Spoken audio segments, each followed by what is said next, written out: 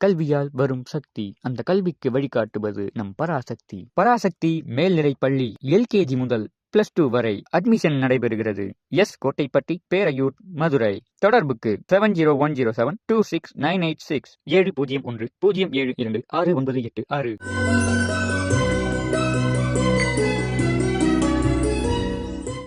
இன்றைக்கி நம்ம திரைப்படங்களில் கதாநாயகன் அறிமுகமாகிற காட்சியை சொல்கிறப்ப என்ட்ரி சீன் அப்படிம்பாங்க.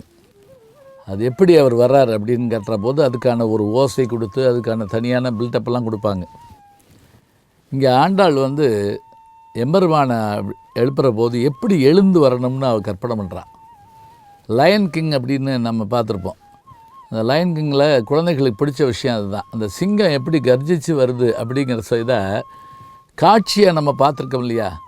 அந்த காட்சியை தன்னுடைய பாட்டு வரி மூலமாக ஆண்டாள் காட்டுறா பாருங்க. எப்படியா கண்ணபெருமான் எழுந்து வரணுமா. நம்ம எழுந்து வர்றப்ப என்ன செய்வோம், போர்வை உதறி போட்டு எழுந்துருவோம். திடீர்னு எந்திரிச்சு பயமுறுத்துகிற மாதிரி நிற்போம். அது சொல்கிறா, மலையில் கார்காலத்தில் வெகு நாட்களாக வேட்டையாட முடியாமல் பசியோடு இருந்த சிங்கமானது வேட்டைக்கு புறப்படும் போது எழுந்து உடம்பை முறுக்கி தன்னுடைய கழுத்து மயிர்களெல்லாம் செழிர்க்குமாறு கர்ஜனை செய்து கொண்டு புறப்பட்டு வருமே, அதுபோல் நீ சிங்காதனத்திலே அமர்ந்து கொண்டு உங்களுக்கு என்ன வேண்டும் என்று நீ எங்களை கேட்பேயானால் நாங்கள் வேண்டியதை உன்னிடத்தில் கேட்போம். எவ்வளோ அழகாக இருக்குது பாருங்கள். பாட்டை பாருங்களாம். மாறி மழை முழஞ்சில் மண்ணி கிடந்துறங்கும் சீரிய சிங்கம் அறிவுற்று தீவிழித்து வேரி மயிர் பொங்க எப்பாடும் பெர்தேறி மூறி நிமிர்ந்து முழங்கி புறப்பட்டு. பாருங்கள், அதாவது உருவம், அது நடை, அதனுடைய கர்ஜனை, மூறி முதிர்ந்து முழங்கி புறப்பட்டு. அந்த வார்த்தைகளை கேட்குற போது அற்புதமாக இருக்குது. மூறி நிமிர்ந்து முழங்கி புறப்பட்டு போதர்மா போலே பூவை பூவண்ணா காயாம்பு நிறத்தானே. காயாம்புங்கிறது ஒரு அது நீல வண்ண பூ. அது காயாம்பு நிறம். பூவை பூவண்ணா உன் கோயில் நின்றும் இங்கனே போந்தரளி கோப்புடைய சீரிய சிங்காதனத்திலிருந்து யாம் வந்த காரியம் ஆராய்ந்து அருளியலோர் எம்பாவாய்.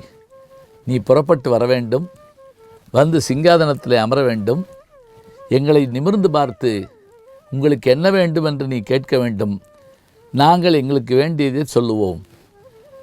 ஒவ்வொரு பாடலிலும் அவதாரங்களை சொல்லுவாள். இந்த பாடலில் எந்த அவதாரம் நமக்கு இன்னைக்கு ஒரு நினைவு வருதுங்களா? இரணியகசிபு வரம் கேட்டான். அந்த வரத்தின் போது அவன் கேட்டது என்ன, எனக்கு மரணமில்லா பெருவாழ்வு வேண்டும் என்றான். மரணமில்லா பெருவாழ்வு தர முடியாதுன்ட்டார் பிரம்மா. அப்படின்னா எனக்கு என்ன வேணும் தெரியுமா, நான் நிலத்தில் சாகக்கூடாது, ஆகாயத்தில் சாகக்கூடாது, வீட்டுக்குள்ளே சாகக்கூடாது, வெளியில் சாகக்கூடாது, அதே போல் பகலில் இறக்கக்கூடாது, இரவில் இறக்கக்கூடாது, ஆயுதங்களால் சாகக்கூடாது, இப்படி எல்லாம் கேட்டானாம். எல்லாத்துக்கும் ஏற்றபடியாக அவர் உருவம் எடுத்தாராம். என்னை மனுஷனும் கொள்ளக்கூடாது, மிருகமும் கொள்ளக்கூடாது. உடனே அதுக்கேற்றபடியான உருவம். மனுஷனும் கொள்ளக்கூடாது, மிருகமும் கொள்ளக்கூடாது, ரெண்டு கலந்தால் கடவுள் பாதி மிருகம் பாதி சேர்ந்து செய்த கலவையாக உள்ளே வர்றார். அப்படி வர்ற அந்த அழகு தான் அற்புதம். உள்ளே வர்றாரு பாருங்க. அப்படி வந்ததோடு மட்டுமில்லாமல் அவனை மடியில் கிடத்தி தரையிலும் இல்லாமல் ஆகாயத்திலும் இல்லாமல் இரவிலும் இல்லாமல் பகலும் இல்லாமல் மாலையிலே வீட்டுக்குள்ளேயும் இல்லாமல் வெளியிலேயும் இல்லாமல் நரசிம்மாவதாரமாக எடுத்து தன்னுடைய கரங்களில் உள்ள உயிர்களால் நகங்களால் பெயர்த்தெடுத்தாரே, அந்த மாதிரியான தோற்றத்தை ஆண்டாள் எடுத்து காட்டுகின்ற பாட்டு இந்த பாட்டு.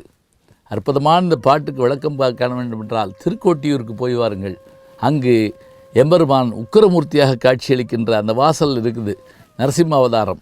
இங்கே அத்தகைய பெருமையோடு எம்பெருமானே நீ எழுந்து வர வேண்டும் என்று ஆண்டாள் கேட்கின்றாள்.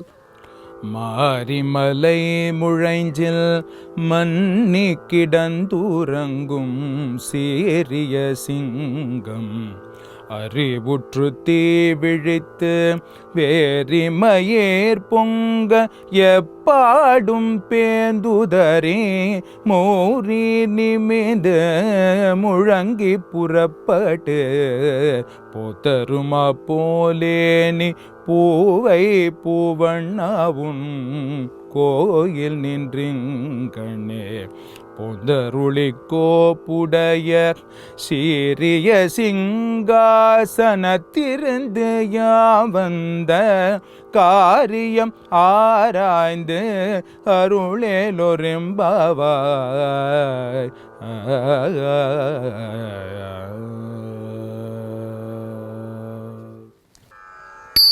கூவின பூங்குயில் கூவின கோழி குருகுகள்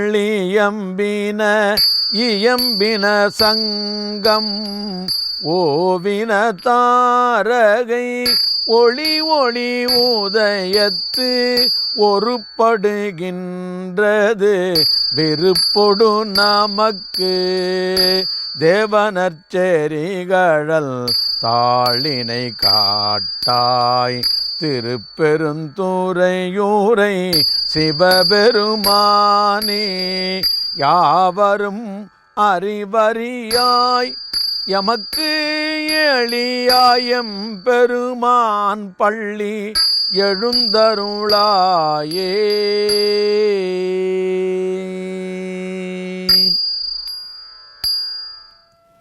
இந்த பாட்டில் முதல்ல சூரியன் எழுவதை சொல்லிட்டு பொழுது விடிஞ்சிருச்சு. அப்போ கண்ணுக்கான காட்சியை காட்டி முடிச்சிட்டார். இப்போ காதுக்கான செய்திகளை சொல்லணும்.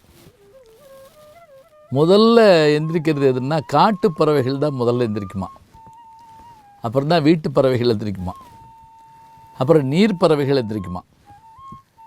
பாருங்கள், 3 சொல்கிறாங்க. ஒரு பக்கம் காட்டில் இருக்கக்கூடிய குயில்கள் கூவுகின்றன, வீட்டில் இருக்கக்கூடிய கோழிகள் கூவுகின்றன, நீரில் இருக்கக்கூடிய குருகு என்ற பறவை, நாரை போன்ற குருகு பறவைகள் கூவுகின்றன. இந்த ஒலியெல்லாம் எல்லா இடத்திலும் கேட்கின்றது. இந்த ஒலியை கேட்டு நீ எழ வேண்டும் எம்பெருமானே, இந்த உலகமே நீதானே. கூவின பூங்குயில், கூவின கோழி, குருகுகள் இயம்பின சங்கம். இவை தவிர கோவில் வாசலிலே உன்னை துயிலெழுப்புவதற்காக சங்கங்களை முழங்கிக் கொண்டிருக்கிறார்கள். ஓவினதாரகை ஒளி ஒளி உதயத்து ஒருப்படுகின்றது. விடியும் பொழுது அழகாக தோன்றுவதால், சூரியன் வருகையால் தாரகைகளாகிய நட்சத்திரங்கள் ஒளி மங்குகின்றன. ஒருப்படுகின்றது விருப்பொடு நமக்கு. தேவ நற்செறிகளின் தாளினை காட்டாய். உன் திருவடிகளை காண்பதற்குத்தானே நாங்கள் வந்திருக்கிறோம். திருப்பெருந்துறையுடைய சிவபெருமானே, யாவரும் அறிவறியாய் எமக்களியாய் எம்பெருமான் வள்ளி எழுந்தருளாய். எல்லாரும் உன்னை பார்த்துட முடியுமா? எல்லாரும் உன்னை அடைஞ்சிட முடியுமா? தேவாதி தேவர்களும் உன்னை காண வேண்டும் என்று தேடி அலைந்தார்களே, கண்டார்களா? மாலரியான் ஆண்முகனும் காணா மலையல்லவா நீ? விண்ணுக்கொரு மருந்து வேத விழுப்பொருள் அல்லவா நீ? அப்படிப்பட்ட உன்னை மற்றவர்கள் காண முடியாது. சிவஞான பெருமையுடையவர்களால் மட்டுமே காண முடியும்.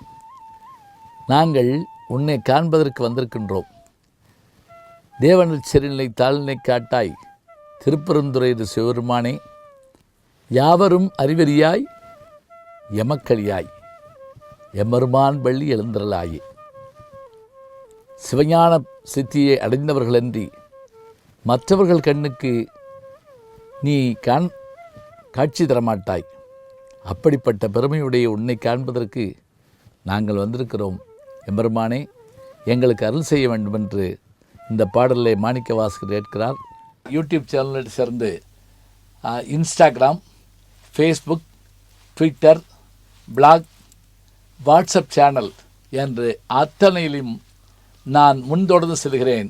நீங்கள் பின்தொடர்ந்து வாருங்கள்.